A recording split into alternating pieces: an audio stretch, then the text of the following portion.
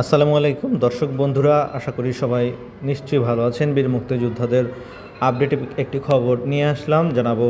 তো দর্শক, আজকে মুক্তিযুদ্ধ বিষয়ক মন্ত্রণালয়ের ওয়েবসাইটে দুটি নোটিশ প্রকাশিত হয়েছে। গতকালকে নোটিশ প্রকাশিত হয়েছে। তো বীর মুক্তিযোদ্ধাদের পারিবারিক ওয়ারিশের তথ্য সম্পর্কিত গুরুত্বপূর্ণ তথ্য, অর্থাৎ মুক্তিযোদ্ধা মারা গেলে যে ওয়ারিশনামা রয়েছে, সে ওয়ারিশনামার ক্ষেত্রে কারা কারা প্রাপ্য হবেন পরবর্তীতে, সেই বিষয়গুলো আমি বিস্তারিত ক্লিয়ারেন্স সহ আপনাদেরকে স্পষ্ট করার চেষ্টা করব। তো উপযুক্ত বিষয়ের প্রেক্ষিতে সকল বীর মুক্তিযোদ্ধা জীবিত মৃত পরিবারের ওয়ারিশদের পিতামাতা, সন্তান, স্ত্রী তথ্য ম্যানেজমেন্ট ইনফরমেশন সিস্টেম বা এমআইএস সফটওয়্যারে সংরক্ষণের জন্য সিদ্ধান্ত গ্রহণ করা হয়েছে। এমআইএস সফটওয়্যারে ওয়ারিশদের তথ্য সংরক্ষণ করার পদ্ধতিসমূহ নিম্নরূপ: মুক্তিযোদ্ধার তথ্য, সেখান থেকে প্রদর্শিত প্রত্যেক বীর মুক্তিযোদ্ধার তথ্যের তালিকার সর্বশেষ আইকন, বীর মুক্তিযোদ্ধার প্রোফাইলের ওয়ারিশ তথ্য, এভাবে দেখা যাবে।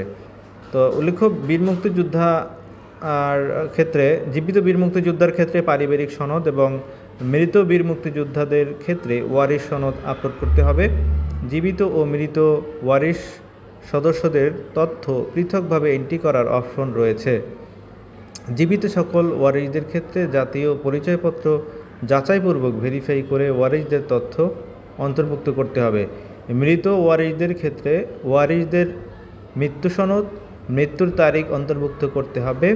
সেক্ষেত্রে মৃত ওয়ারিশদের জাতীয় পরিচয়পত্র যাচাইয়ের প্রয়োজন নেই। সকল ক্ষেত্রে একাধিক ওয়ারিশদের তথ্য অন্তর্ভুক্ত করার সুযোগ রয়েছে। প্রসঙ্গত উল্লেখ্য, ভাতাপ্রাপ্ত কোনো ওয়ারিশ মৃত্যুবরণ করলে তার তথ্য মৃত ওয়ারিশদের তালিকায় অন্তর্ভুক্ত করতে হবে।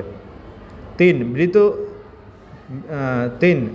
বীর মুক্তিযোদ্ধা সম্মানী ভাতা বিতরণ কমিটির সদস্য সচিব হিসেবে ব্যবস্থাপক সোনালী ব্যাংক পিএলসি উল্লেখিত তথ্য এন্ট্রি করবেন এবং সভাপতি হিসাবে জেলা প্রশাসক বা উপজেলা নির্বাহী কর্মকর্তা অনুমোদন করবেন বিষয়টি।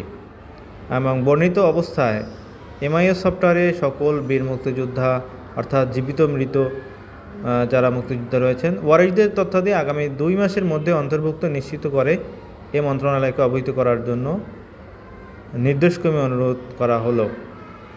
সিনিয়র সহকারী সচিব আখিনুল জাহান নীলা স্বাক্ষরিত একটি প্রজ্ঞাপনের মাধ্যমে বিষয়টি নিশ্চিত করা হয়েছে। তো আর মুক্তিযোদ্ধা বিষয়ক খবর পেতে চ্যানেলটি এখনই দর্শক সাবস্ক্রাইব করে বেল বাটনটি বাজিয়ে দিন। তার ভাতা 2-1 দিনের মধ্যেই আপনাদের স্ব অ্যাকাউন্টে চলে আসবে। তো আশা করা যায় যে আগামী রবি অথবা শনিবার, রবি অথবা সোমবার আপনারা ভাতার টাকাটি পেয়ে যাবেন। তো সবাই ভালো থাকবেন, আল্লাহ হাফেজ। আর আজকে এ পর্যন্ত, আল্লাহ হাফেজ।